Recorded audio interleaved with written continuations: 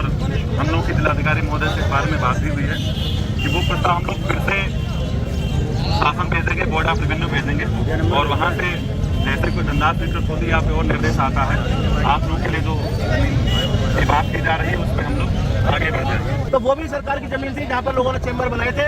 यदि चैम्बर आपको नहीं बनने देने थे तो वहाँ पहले 200 चैम्बरों को स्थापित नहीं होने देना चाहिए था। एक पहले दिन से ही चैम्बरों को रोक देना चाहिए था। यदि बन गए तो उनको इस तरह से अचानक बिना नोटिस के उसके बिना उखाड़े नहीं जाने चाहिए थे।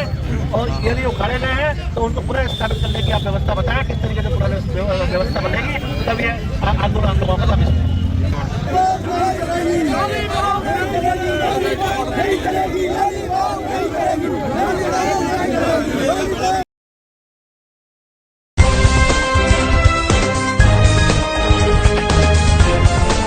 देश और दुनिया की तमाम छोटी और बड़ी खबरों के लिए हमारे चैनल को सब्सक्राइब करना न भूलें और बेल का बटन जरूर दबाएं। नमस्कार दोस्तों, स्वागत है आपका देश लाइव में और आपके साथ मैं हूं आशिमा त्यागी। दोस्तों, जिस बुलडोजर को कुछ लोग न्याय का प्रतीक कहकर तालियां बजा रहे थे, उसी बुलडोजर ने जी हां, आज उन्हीं तालियों की गूंज को मलबे में तब्दील कर दिया है या मलबे में बदल दिया है। जिन वकीलों ने अदालत के भीतर JSR के नारे लगाए, जय श्री राम के नारे लगाए, योगी आदित्यनाथ का बुलडोजर बाबा कहकर महिमा मंडित किया, आज उसी बुलडोजर की जद में उनके अपने चैम्बर आ गए हैं। मथुरा में जो हुआ वो सिर्फ एक प्रशासनिक कार्रवाई नहीं है, वो सत्ता के चरित्र का आईना है। और इस आईने में सबसे डरावनी चीज है हमारी चुप्पी। जी हां, हमारा मौन। आज शायद उन लोगों को समझ में आ रहा होगा कि जो नारे उन्होंने लगाए, जो उन्होंने महिमा मंडित किया, वो कहीं ना कहीं आज उन्हें इस तरह से बीच चौराहे पर ला खड़ा करा है। तो आज हम इसी पर चर्चा करेंगे दोस्तों, इसी के इर्द गिर्द ये चर्चा रहेगी। लेकिन उससे पहले आप लोगों से अपील, इंसाफ की आवाज को बुलंद करने के लिए और सच्ची पत्रकारिता के लिए हमारा यानी देश लाइव का सहयोग करें। साथ ही डिस्क्रिप्शन में दिए गए लिंक को ओपन कर ज्वाइन बटन दबाकर आप हमसे यानी देश लाइव से सीधा जुड़ सकते हैं दोस्तों। तो दोस्तों, वापस चर्चा में लौटते हैं। मथुरा में करीब 300 वकीलों के चैम्बर पर बुलडोजर चला दिया गया है। अब ये वकील कौन है? ये वही वकील हैं जिन्हें लंबे समय तक लगा कि बुलडोजर सिर्फ दूसरों के लिए है। गरीब, अल्पसंख्यक, असहमत या सत्ता से सवाल पूछने वालों के लिए ये बुलडोजर कार्रवाई है। लेकिन सत्ता का बुलडोजर किसी का भी सगा नहीं होता, जिसका प्रमाण आज मथुरा में दिखा। आज वही वकील सड़क पर खड़े हैं जिनकी पत्रावलियां गायब, लैपटॉप, पंखे, कुर्सियां और जरूरी सामान चोरी हो चुका है। और इस पूरे बवाल पर आप देखिए, गोदी मीडिया की चुप्पी कान फाड़ने वाली है। जी हां, कान फाड़ने वाली। तो देखिए, सबसे पहला सवाल जो है वो ये कि क्या ये कार्रवाई संवैधानिक है? भारत का संविधान कानून के शासन यानी रूल ऑफ लॉ की बात करता है, ना कि कार्यपालिका के फरमान की।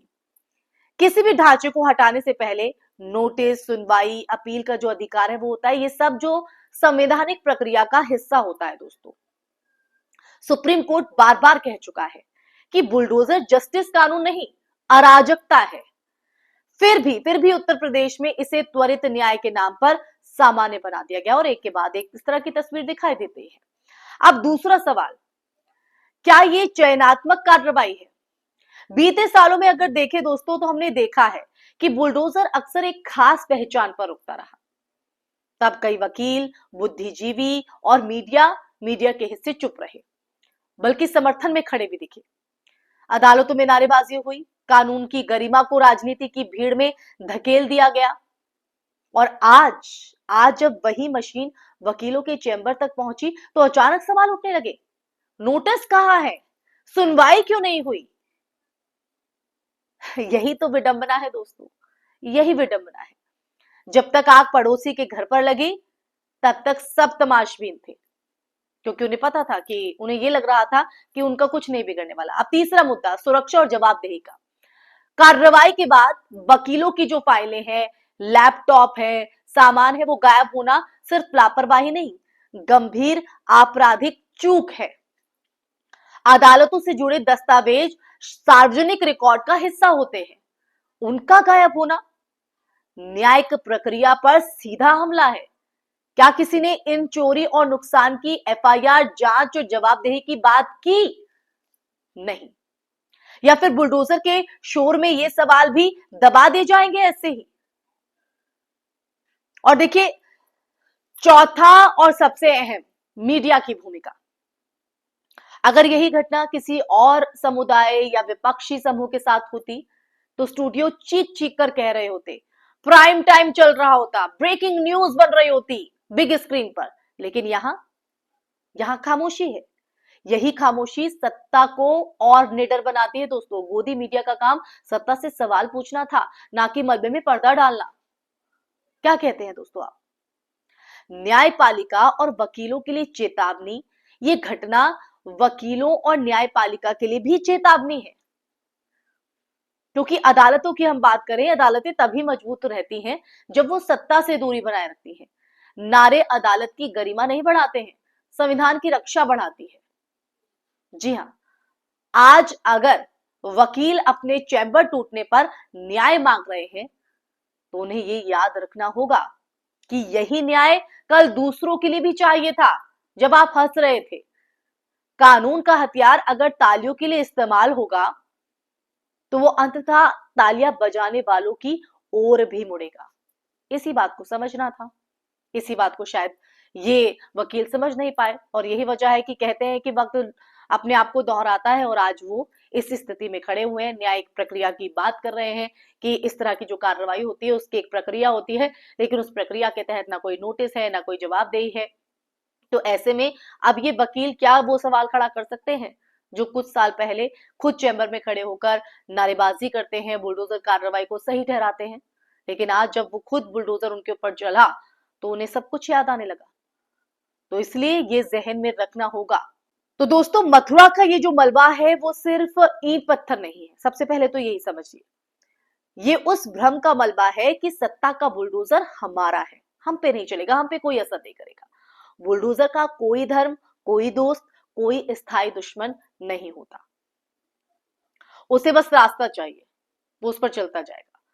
सवाल यह है कि क्या हम अब भी चुप रहेंगे या संविधान के साथ खड़े होंगे, उसके साथ चलेंगे? क्योंकि आज बुलडोजर वकीलों के चैम्बर पर चला है, कल वो न्याय के दरवाजे पर भी दस्तक दे सकता है। इसमें कोई दौराय नहीं है, कोई दौराय नहीं। और तब शायद सवाल पूछने के लिए कोई बचे ही ना। तो आप ही तय कीजिए दोस्तों कि जो बुलडोजर लगातार गति पकड़े हुए है, जो त्वरित कार्रवाई के तौर पर सामान्य रूप में देखा जाता है, जो वकील कुछ साल पहले इस कार्रवाई को लेकर समर्थन में खड़े थे, नारेबाजी कर रहे थे, आज वो खुद इस कार्रवाई का हिस्सा बन गए, उन पर ये पीला पंजा चला है। तो ऐसे में इसको आप किस तरह से देखते हैं? इसी सवाल के साथ मैं इस चर्चा पर यही विराम लगाऊंगी दोस्तों। जो सच आज इस चर्चा के माध्यम से मथुरा में जिस तरह से कार्रवाई हुई है, आप इसको किस तरह से देखते हैं, साथ ही मेरी बात से कितना इत्तेफाक रखते हैं, कमेंट बॉक्स में कमेंट करके जरूर बताइएगा, क्योंकि आपकी राय, आपका नजरिया, आपके विचार देश हित, देश लाइव दोनों के लिए बहुत महत्वपूर्ण है।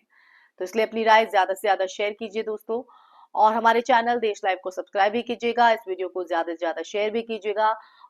फिर हाजिर होंगी ऐसा ही सच का संवाद लेकर, तब तक के लिए अपना ख्याल रखिए। जय हिंद, जय भारत, नमस्कार।